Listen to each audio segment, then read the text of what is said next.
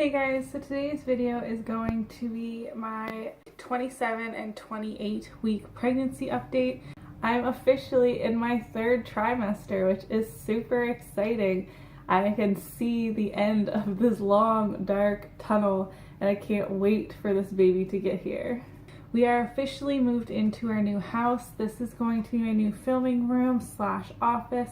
It's really dark behind me because I'm currently just sitting in front of the window, and when I have the overhead light on, it's super orange and makes the whole background look really off. So I'm just gonna have it off for now. Maybe I'll get some soft boxes to kind of light up behind me because it does look a little weird with me being so bright. But like I said, we are officially moved into the new house. If you haven't seen the empty house tour, it was the last video uploaded on this channel, so definitely go check that out.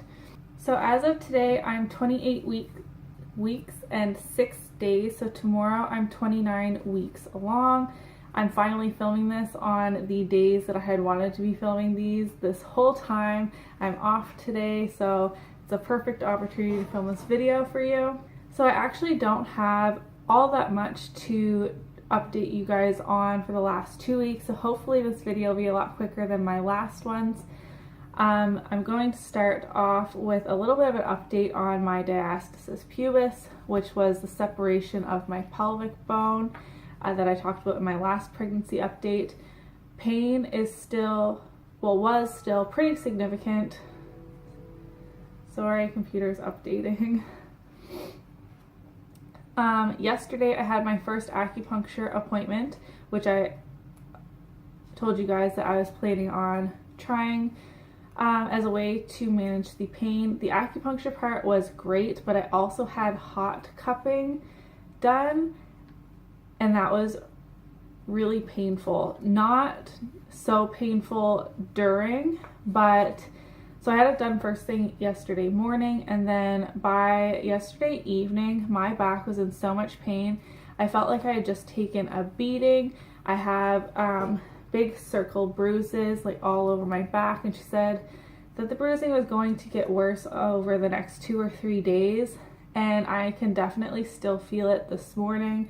But even though my back hurts, I feel like I got punched a million times where each of the jars were placed on my back.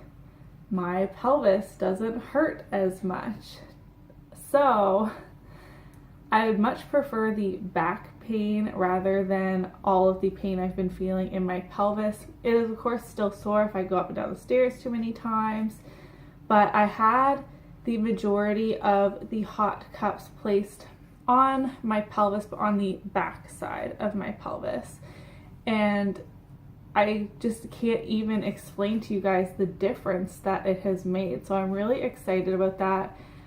Not so excited about the cost because it's pretty expensive considering I now need to go every week. It's about $100 for a visit. It's not that much in the grand scheme of things, but it does add up pretty quickly, especially since it's every single week. But I'm really glad that it's going to be a way for me to manage the pain I'm feeling without having to take any actual painkillers. So the last 2 weeks, this baby has been running out of room. I'm getting less of the super strong kicks and more of like stretching, like almost like he's feeling like it's really tight in there, and he's kind of stretching, trying to make some more room. But along with that, if he stretches out too much, I feel like my abs are tearing apart, like right where, like kind of the top of my belly.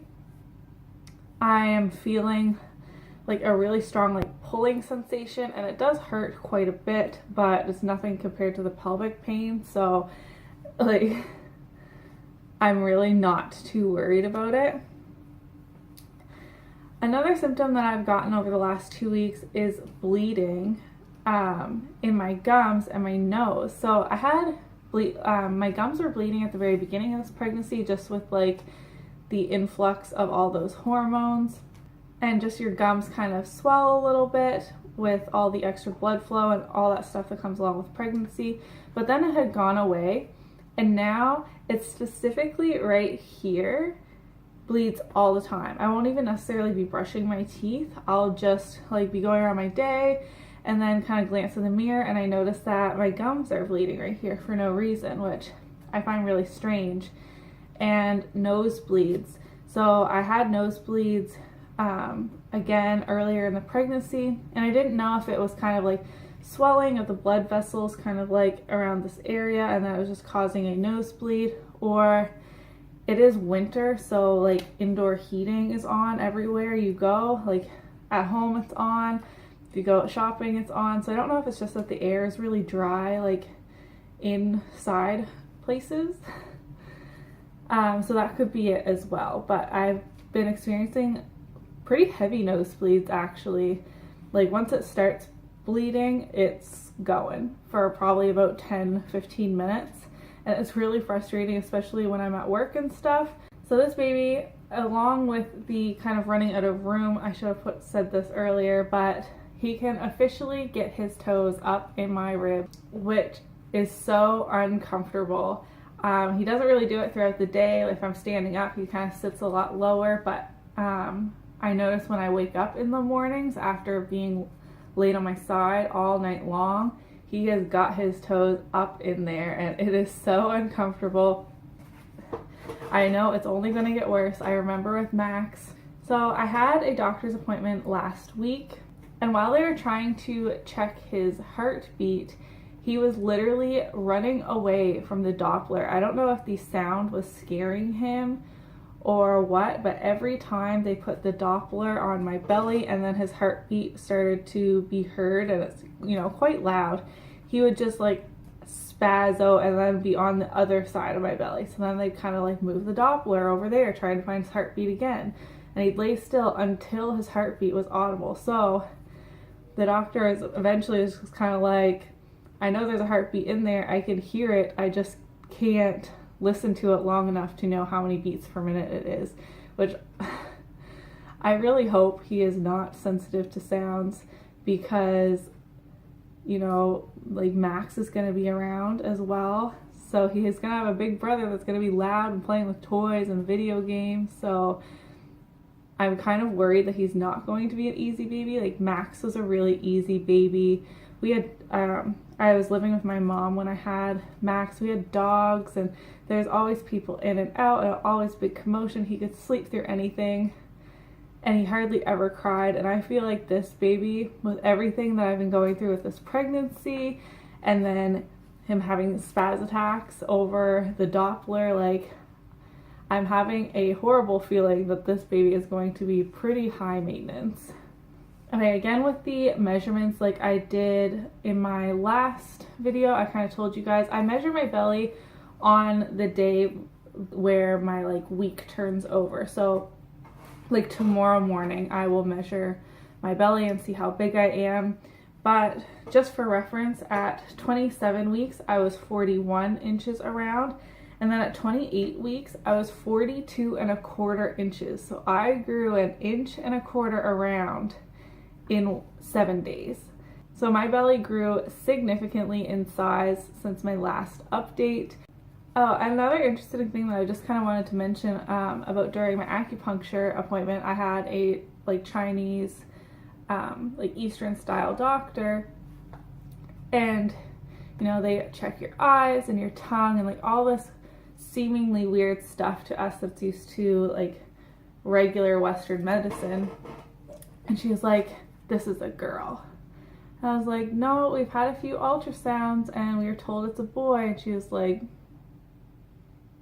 "Are you sure?" So I'm going to be awfully mad if this baby is born and it turns out to be a girl, and after all those ultrasounds and doctor's tests, we were told it was a boy. The nursery is being set up with all kinds of like blues and grays, and we have all boy clothes. Like, not that it really matters, like as long as the baby's healthy, and like a girl can definitely wear blue clothes, but I'm going to be pretty upset if they got the gender wrong this whole time. And then another thing is she was asking how far along I was, so I of course told her, and she just kind of looks me up and down. She said, "Oh dear, this baby is too big for your body." I was just like, I know. I don't know what I'm gonna do. My doctor seems to want to still go with a vaginal birth, which is of course preferable for me. I wouldn't want a C-section, but I was thinking with this separated pelvis that it might be more dangerous, but she doesn't seem to think so. She did say if you were planning on having a natural birth, as in like unmedicated, which I was going to push through and either do it completely unmedicated or only take the like gas and air, the laughing gas. I didn't want the epidural or Demerol or like any of that stuff that they give you. I was going to try and do this one naturally because I did have an epidural with Max. She said I should seriously reconsider because of the separated pelvis. This is going to be a very painful labor and delivery. Like, of course, all labor and delivery is like not comfortable. It's going to be painful. As much as it kind of upset me at first, I think I am just going to go in with the mindset of getting an epidural. It's my choice, but of course we'll see. I'll definitely be posting like a labor and delivery video, at least the story. I don't know if we'll be vlogging it because that could be a little hard, especially if this is going to be quite the traumatic labor and delivery with this diastasis pubis, but I'll keep you posted and we'll just see like as the time comes. So apparently this video is not going to be very short. Sorry. Let's get on to showing you my belly. This is what I'm looking like with this sweater on.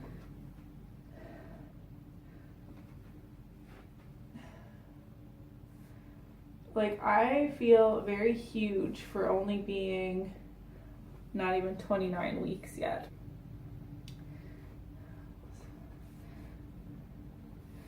So this is what the belly's looking like. Sorry I'm so far away, but I don't have a better camera angle. I'll come a little closer in a second, but this is what the belly's looking like from the side. The light is reflecting off my oil, so I have applied. I had to apply some oil because this is where I'm feeling the like abs tearing sensation, like at the like top of the curve from my belly button, like up right here, a few inches. That is where I'm feeling the tearing. So I just keep applying oils. I think I am getting some more stretch marks on the front of my belly. The ones I got with Max were mostly like through the side and on my hips, and they went like wrapped right around like the back of my love handles here. This is what it's looking like. Again, it's really low. These are the side panel maternity pants. They're not my favorite, but you can see how like my belly just kind of like sags over it, and it's not like, I don't know, can you see that? And there's like a line here, because like I keep pointing out, like my hips are up here, so it's like my pelvis is down here where my belly is like folding over it. I'm that low. Sorry, there's some stuff that still needs to be unpacked over there, but I don't know if you guys can really see. Like, these are the old stretch marks, and then I'm getting some new ones here, like radiating around my belly button, and my belly button still hasn't popped out all the way. It's like stuck at the bottom. Sorry, I'm just holding my camera. It's tilted downwards so you guys can see better, so it's a little wobbly, but like, can you guys see how my belly just is like super low? Like, these are maternity pants, and like this is like my pelvic bone here, so it can't like extend further down that way, so it's just kind of like going out and then drooping down. Super unattractive. So that was everything for my 27 and 28 week pregnancy update. Like always, if you have any questions for me, definitely leave them in the comment section below. Please subscribe if you haven't already, and I'll see you in my next video. Bye guys!